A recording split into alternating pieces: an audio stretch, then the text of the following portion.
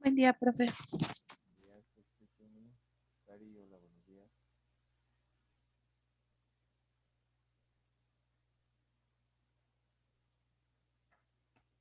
Hola, profe. ¿Cómo están?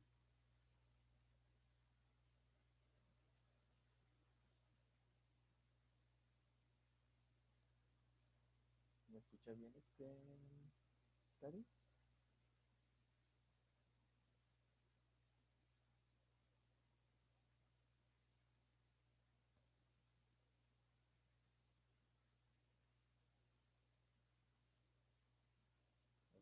Ups, tenemos problemas con Cari. ¿Se me escucha bien, Jenny?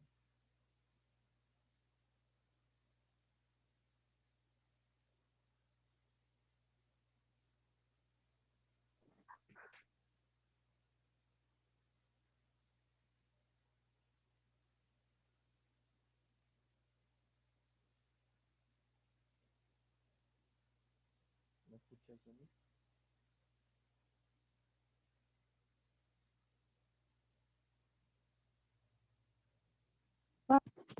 Eh, ¿Vale?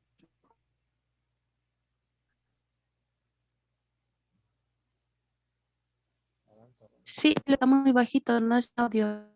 ¿Muy bajito? A ver aquí.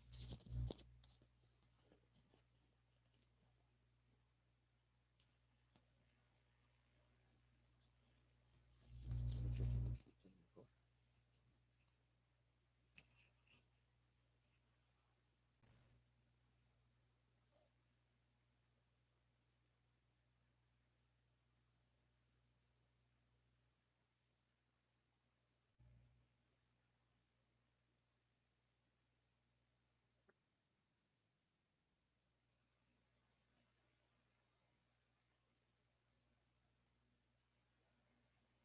Espero que me vean y me escuchen mejor. Aranza, buenos días, ¿me escuchas?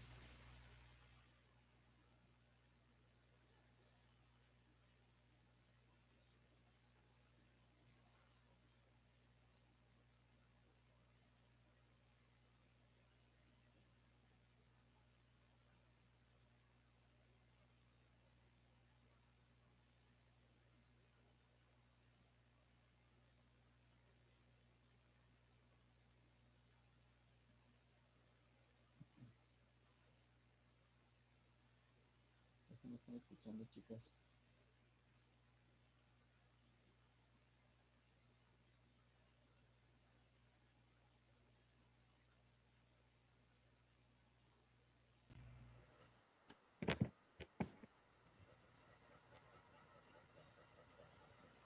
Ahora sí, creo que soy yo, chicas. Aranza, Lupita, buenos días.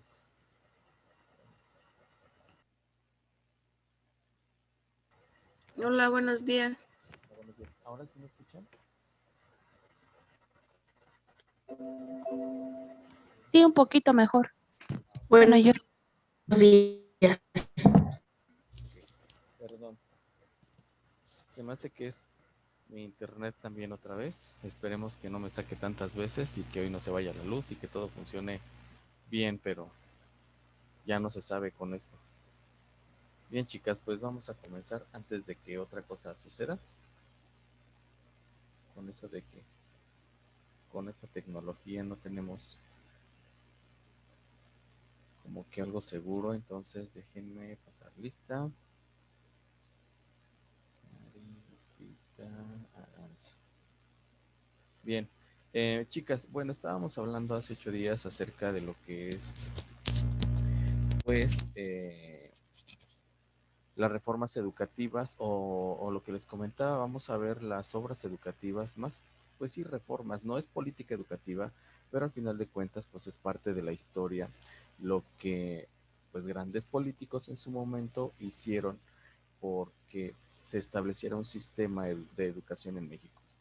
Yo les comentaba hace 8 días que muchos de estos grandes políticos, que estos sí fueron políticos, y vamos, porque vamos a ver toda su obra, ya habían estudiado a otros grandes pensadores que nosotros hemos visto por el área de filosofía, de pedagogía, y que entonces pues todas estas ideas pedagógicas, filosóficas, pues son las que se traen y las que ponen en marcha en la educación en México y hacen que empiece a funcionar un sistema que no existía hasta después de la independencia, cuando empieza una preocupación por querer unificar un sistema educativo.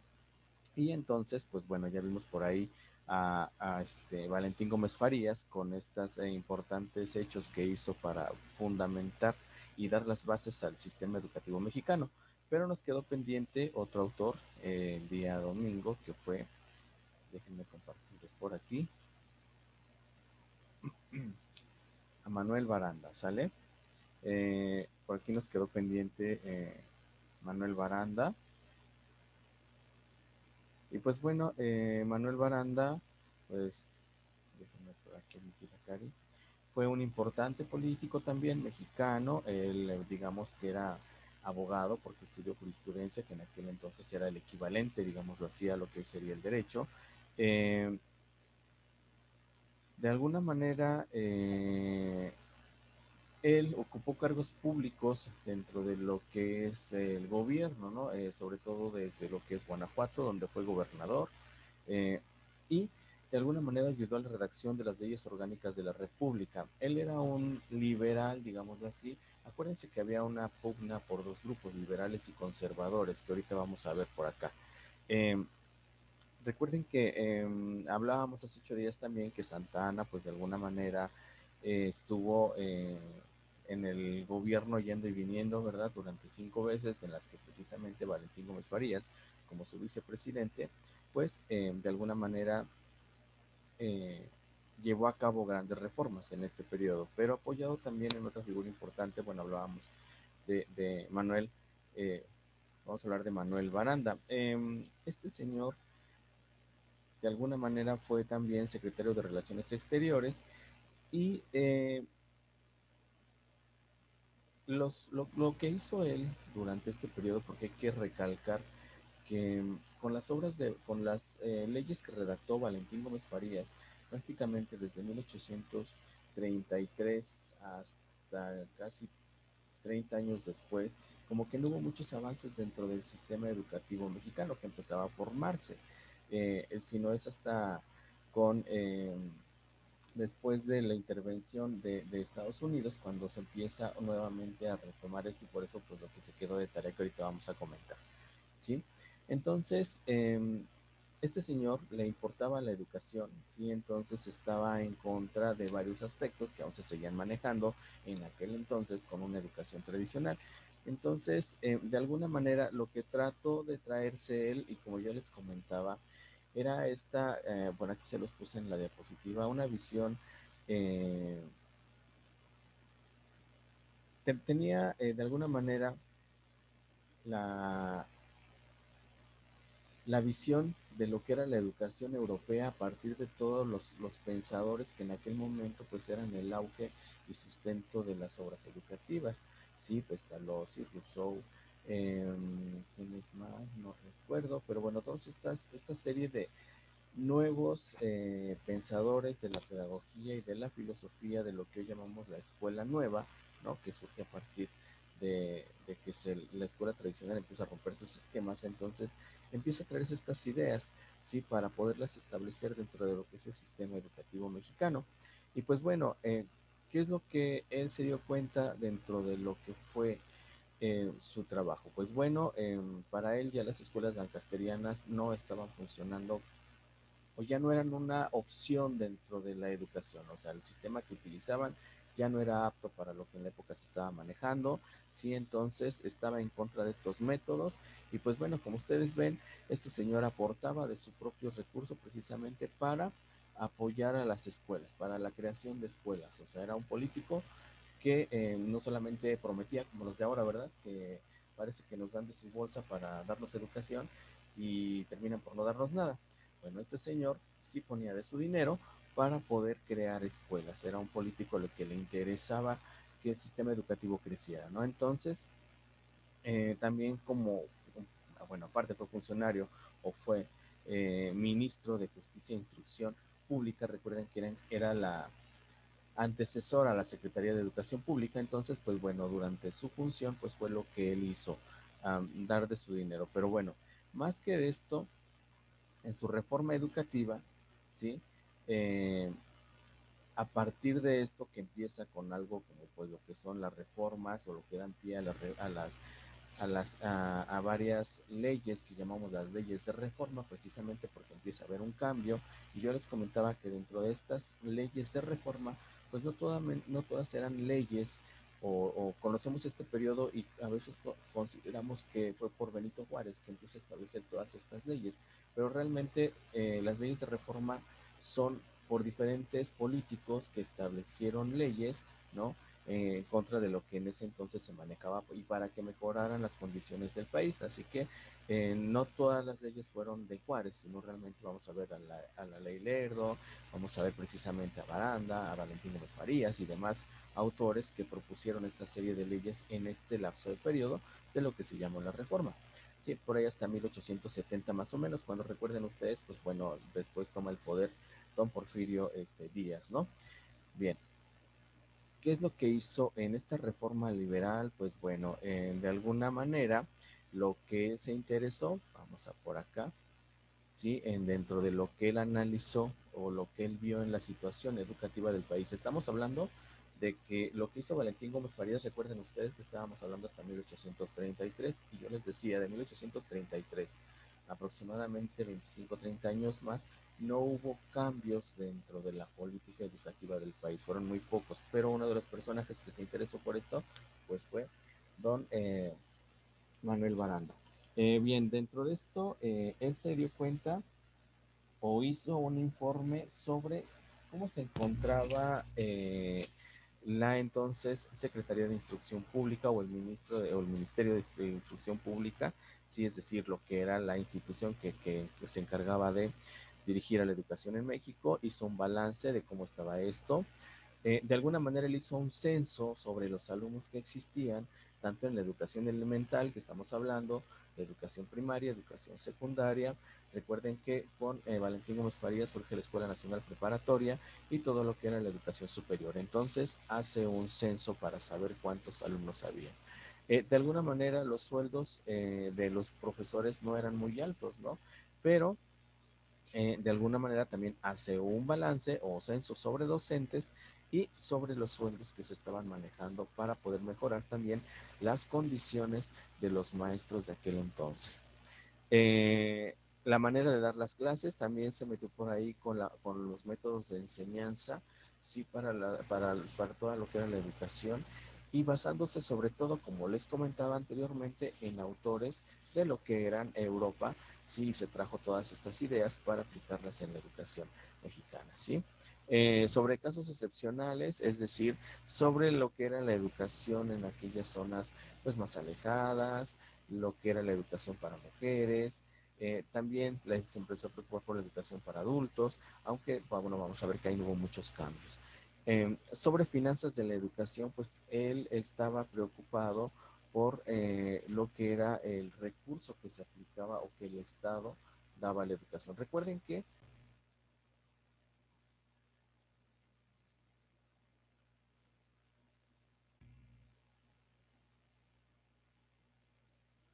perdón, chicas, ya no sé si soy yo, si son ustedes, pero aquí todo se me desaparece. Bien, continuamos. Les comentaba yo, espero me estén escuchando, que Creo que regresó. yo estoy de regreso. Perdón.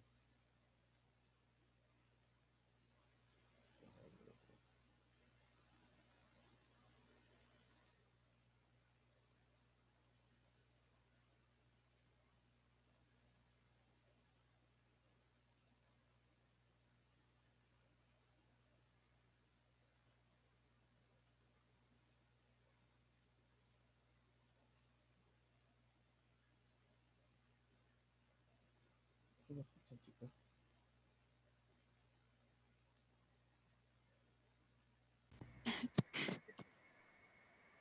Permítanme, chicas, estoy escuchando. Déjenme ver.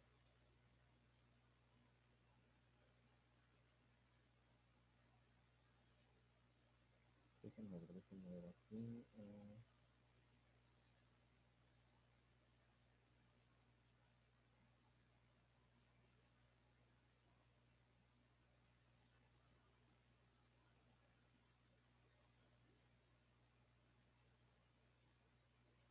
Déjenme checar.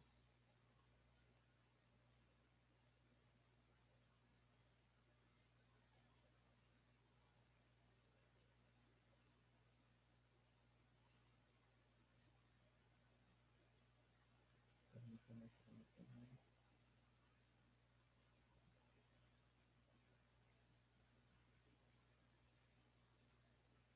Bueno, espero que ya no se me vaya porque ni siquiera los datos me sacan también en mi internet. Ojalá que ya no me saque, ya me voy a sacar.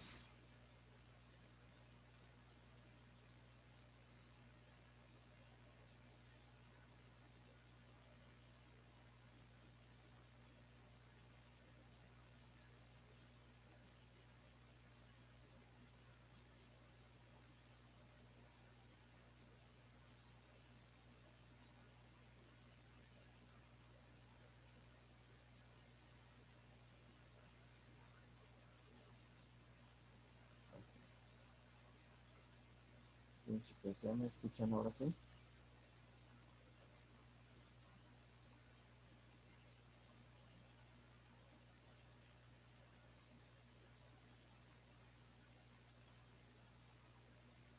¿Me escuchan?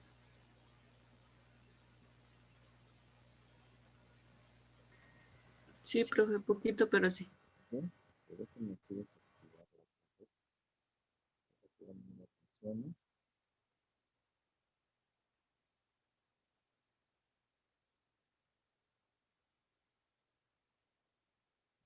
Espero que ya no me saque. Esperemos que mis datos realmente funcionen porque también me estaban sacando. Bien, estábamos comentando acerca de lo que es eh, pues la educación o la obra educativa de lo que fue Manuel Baranda. Sí, estábamos hablando acerca de este autor que de alguna manera en este lapso, digamos, en este lapso en el que no hubo un gran aporte, pues bueno, él hizo grandes observaciones al sistema para también de ahí partir y hacer grandes reformas. Bien, durante después de 1833, como yo les comentaba, no hubo grandes cambios más que lo que estableció, pues de alguna manera, Valentín Gómez Farías. Eh, Dentro de esto, Valentín Gómez Farías y sus sucesores obviamente estaban preocupados o pretendían brindar una educación en la que el niño, de alguna manera, como mencionaban, fuera el centro precisamente de lo que era la educación, ¿vale? Y formar a buenos ciudadanos. ¿Sí? Entonces era como que la base, como que los ideales que ellos tenían para que esto funcionara. De alguna manera, desde 1833 se establecen 5 puntos a partir de la creación de la Dirección General de Instrucción Pública y ese recuerden ustedes que la educación pase a manos del Estado. De alguna manera, la enseñanza se volvió libre, que también es algo que defiende Manuel Baranda. Eh, de alguna manera se le quita el poder al clero de la educación que tenía o que venía manejando. Ajá. Se da un mayor aporte a lo que era la educación elemental, digamos, la educación básica, la educación, lo que hoy sería la primaria, para que ésta crezca. También de alguna manera empieza la formación de escuelas normales. Recuerden ustedes que esto es un seguimiento que da también Manuel Baranda dentro de lo que es su reforma educativa, pero sin embargo, pues digamos que este lapso se queda de alguna manera pues es un lapso en el que no hay muchos aportes de 1833 hasta 1869 aproximadamente con las leyes orgánicas, pues no sucede mucho, ¿no? También por ahí en 1843 surge otro documento que se llamó las bases orgánicas, ¿sí? Donde de alguna manera se crea la Dirección General de Instrucción Primaria, ya no era educación elemental, sino a partir de 1843, pues ya se denomina la educación primaria. Sí, en 1844, eh, Baranda precisamente de alguna manera hace una, en su periodo como secretario de instrucción, estas escuelas primarias crecen pues bastante. Para aquel entonces se estaba hablando de 1.310 instituciones educativas de educación primaria, que hoy en día pues parecieran muy poquitas, pero para aquel entonces eran bastantes escuelas creadas ya en el país. Recuerden que pues no funcionaban de esa manera, ¿sí? Entonces, pues desde ahí prácticamente no hubo más avances en lo que fue materia educativa, porque además acuérdense que empieza en una lucha, ¿no?, entre liberales y conservadores por el poder, y les ocupaba más pues quién iba a ocupar el poder, quién iba a estar en cuanto a pendiente de lo que ocurría en el sistema educativo mexicano. Bien, de ahí nos vamos a ir pues a una intervención que hubo. Recuerden ustedes que hubo una intervención precisamente en la llegada de Benito Juárez al poder. Recuerden ustedes que no fue por un voto o eh, por una mayoría de los grupos de poder que estuvieran a favor de que llegara a la poder a la presidencia de la República. Recuerden que Benito Juárez pues llegó porque era el ministro eh, de, del Tribunal Superior de Justicia, y como presidente en ese entonces del Tribunal Superior, pues al haber renunciado el entonces presidente, pues Benito Juárez prácticamente pasó al poder por esta situación, más no por ser electo por el pueblo. Como ustedes saben, pues también Benito Juárez fue un personaje que estuvo bastantes años durante el poder, y durante su periodo pues se dice que fue una república austera, que estuvo en contra de los conservadores. Acuérdense, fue un presidente que estuvo cambiando de sedes porque pues tenía muchos ataques a su gobierno en aquel entonces. Eso es lo que pues nos cuenta la historia, hasta el momento sabemos, pero recuerden que hay muchos estudios que pues bueno, nos dicen otra cosa de lo que fue realmente o que sucedió en este gobierno de Juárez. Pero no vamos a discutir el gobierno de Juárez, sino vamos a ver qué pasó educativamente. Bien, ustedes recuerdan por ahí a Maximiliano de Habsburgo. ¿Recuerdan este gran personaje y por qué llegó a México? Jenny, Fue un emperador, un emperador, ¿no, profe? un emperador, Bueno, lo impusieron. lo impusieron. ¿Qué grupo lo impuso en México? Ah, los, no sé si no recuerdo. Los ¿No? No, conservadores, no. los conservadores, Sí, efectivamente. Acuérdense que desde un inicio los conservadores querían dentro del país pues pues tener emperadores o una especie de monarquía, ¿no?, manejada por de esta manera. Acuérdense que los liberales, pues no, los liberales querían, pues lo que se formó después, una república mexicana. Sin embargo, recuerden que pues México tenía por ahí luchas todavía con algunos países. Entre ellos, recuerden que, pues bueno, de alguna manera hubo una intervención por parte de Estados Unidos, después también por los franceses. Recuerden por ahí la famosa guerra de los pasteles, también vienen los franceses a invadir. Este, y dentro de esto, pues Napoleón, recuérdense que era un gran conquistador de Europa por allá, pues trataba de estar en contacto con los grupos conservadores del país, quienes trataban de establecer y de derrocar al gobierno de Juárez, ¿sí?, y establecer un gobierno fundamentado pues en un emperador, ¿no? Y entonces se traen por ahí a Maximiliano de Habsburgo y a su gran señora o esposa, la emperatriz Carlota, ¿no? Entonces, grandes personajes, aunque en la historia se nos maneja como que fueron o impuestos, sí, fueron impuestos que de alguna manera no eran mexicanos, y provenían de, pues, familias reales, ¿no?, europeas. Este, Hoy la historia, pues, también les da, de alguna manera, el, pues el quitarles ese papel como que los malos de la historia, porque a pesar de que vinieron siendo extranjeros, y sobre todo se dice por ahí dentro de las ambiciones de poder de Carlota, que era realmente quien manejaba todo, eh, hicieron grandes obras dentro del país. También se preocuparon bastante por la situación del país durante los años que ellos estuvieron aquí. No les fue muy bien de todo. Recuerden que al final de cuentas, pues Maximiliano fue fusilado. Pero vamos a ver qué sucedió en este periodo en los que ellos también llegan y también se preocupan por la educación que se estaba brindando en el país, que fue algo que ustedes pues leyeron en lo que es su tarea. Yo les dije que leyeran de ahí de la página 26 hasta la página 40, si no recuerdo, ¿verdad? Que es algo que vamos a ver, déjenme por aquí. ¿Dónde está? Y vamos a ver, pues, lo que se llamó la reforma en México, pero vamos a ver que todo pasó. Y ustedes recuerden que esto ya lo leyeron. En la Constitución Política de Estados Unidos Mexicanos de 1857, desde ya su artículo tercero constitucional, pues ya se hablaba de la enseñanza libre, ¿sí? Y también ahí se determinaba cuáles iban a ser las profesiones que iban a requerir de un título para poder ejercer esto, ¿sí? Entonces, entre ellos vamos a ver a Ignacio Ramírez, un importante también político que de alguna manera él dice que todo hombre tiene derecho a enseñar y ser enseñado. Tomando como base eso, ya una ley que se estableció en el país, pues vamos a ver qué pasó durante la intervención precisamente, cuando llega Maximiliano de Habsburgo y toma las riendas del país. Recuerden que en este entonces, pues también Benito Juárez era el otro presidente, ¿sí? Y de esta manera él cambia la sede del poder, va cambiando la sede del poder, porque pues había una pugna entre liberales y conservadores y había, digamos, dos representantes de gobierno. Por una parte Juárez con los liberales y por otra parte Maximiliano con lo que era el grupo conservador.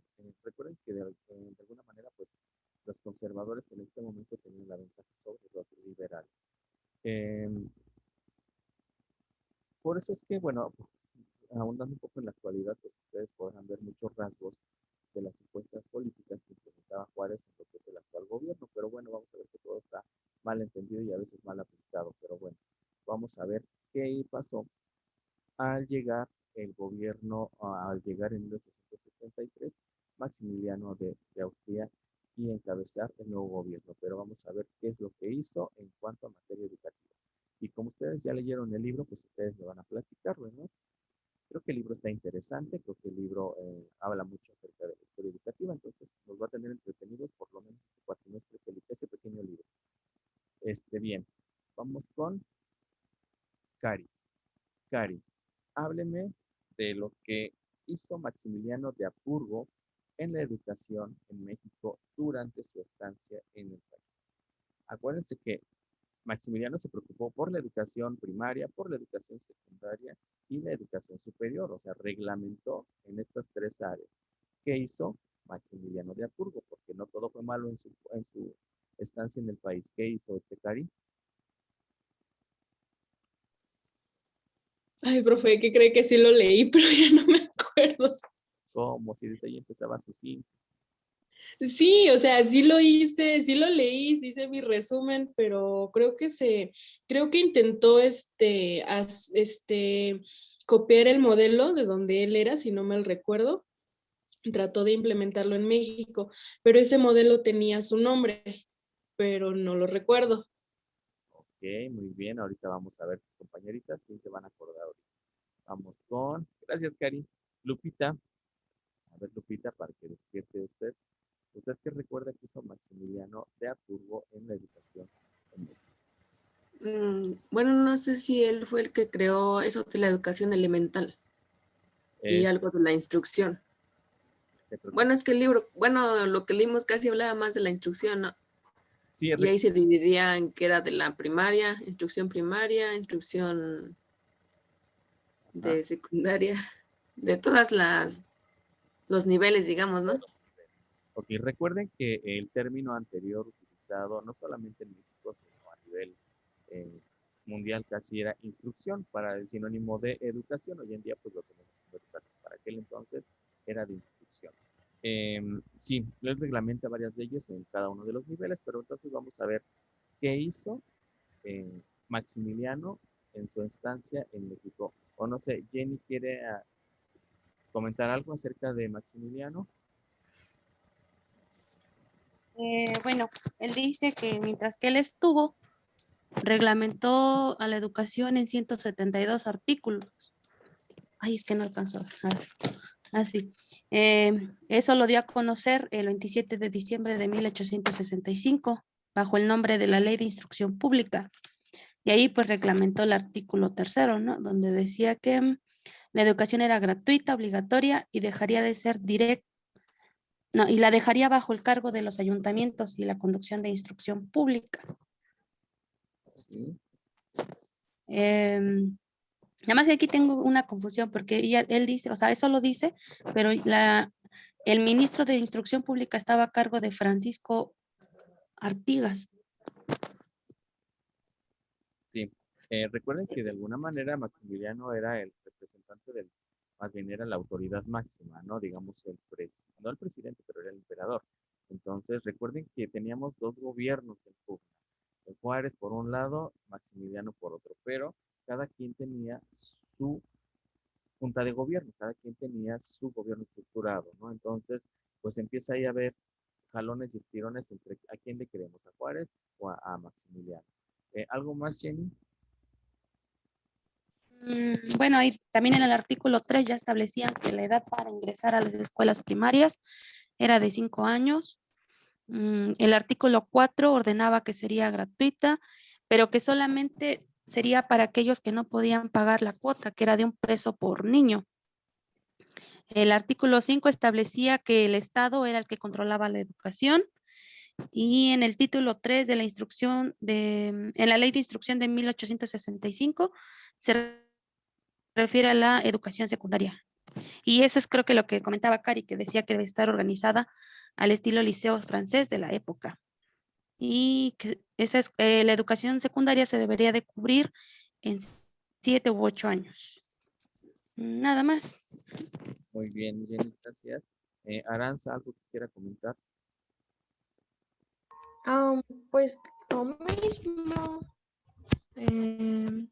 Bueno, también articuló el artículo 15 y el 11, donde el 15 decía que todo establecimiento privado, aún no siendo incorporado, está bajo la vigilancia del gobierno. Y el 11 que decía que los estudios pertenecientes a la institución secundaria que se hagan en los establecimientos privados. Así es. Aquí realmente lo que no ubico es cuándo empieza la educación privada en México. Recuerden que sí, tenemos ya desde anterior, incluso antes de la independencia, pues establecimientos particulares que brindaban educación, pero como tal no tengo ese dato bien ubicado, pero sí ya había desde entonces, pues instituciones particulares, pero sujetadas, y aquí las empiezan a reglamentar, sujetadas a lo que el gobierno establecía en ese momento. Bien, pues bueno, ya nada más para reafirmar un poquito, bueno, hablando de Maximiliano, pues bueno, yo por aquí les puse también, ¿verdad? Tuve que leer el libro otra vez. Eh, Reglamenta un documento de 172 artículos, como nos comentaba Jenny, que se llamó Ley de Instrucción Pública el 27 de diciembre de 1865. Bien, dentro de pues se van a reglamentar los niveles que ya hemos estado comentando. Aquí, eh, cabe mencionar que empieza a haber un conflicto con los grupos conservadores que lo traen a México porque de alguna manera estas son ideas liberales, ¿sale? Estas son ideas que ya vienen propuestas por los gobiernos o rescatando lo que Farías, lo que Baranda, lo que, ay, se me olvidó este otro señor, se me olvidó. Bueno, empiezan a reglamentar sobre educación y él le da un seguimiento, entonces realmente hay un choque porque además dentro de lo que eran los modelos franceses educativos que él precisamente se trae, recuerden que él empieza, él y su esposa vienen y pues de alguna manera quieren establecer lo que de donde ellos venían, pues se vivía, la manera de vestir, la manera de todo, ¿no? Por eso ustedes hoy vemos el Parque de la Alameda Central, se han ido a la Ciudad de México y han visitado la Alameda Central, que es un jardín que ellos remodelan grande y con apariencia de lo que ellos tenían en Francia, en sus jardines, para pues recordar precisamente de dónde venían. Y ellos vienen a hacer estos cambios, y no solamente les digo en la educación, sino además en todos los aspectos. Entonces, pero de alguna manera, esto que él establece, pues está en contra de las ideologías conservadoras. Entonces empieza el conflicto, oye, casi diciendo lo que traemos porque pues eres de la ideología conservadora y ahora resulta que vas a poner algo liberal, pues entonces de qué estamos hablando, de qué se trata. Entonces aquí se está de alguna manera, pues trata de alguna manera de poner en vigencia esto, ¿no? Entonces, pero algo que es muy importante recalcar, y que aquí se los puse, es que esta ley solo tenía vigencia en todas aquellas poblaciones o lugares que eran controladas por los ejércitos de lo que era Maximiliano. Es decir, no aplicaba en todo el territorio, porque recuerden que teníamos pues dos gobiernos en aquel entonces, uno controlado por liberales y otro controlado por los conservadores. Entonces, lo que Maximiliano propone, pues solo entra en vigor en lo que era, lo que él tenía el control nada más. Chicas, voy a cerrar tantito porque se me acaban aquí mis minutos ya y las vuelvo a ver en un minutito, por favor. Hoy regreso. Tantito, por favor.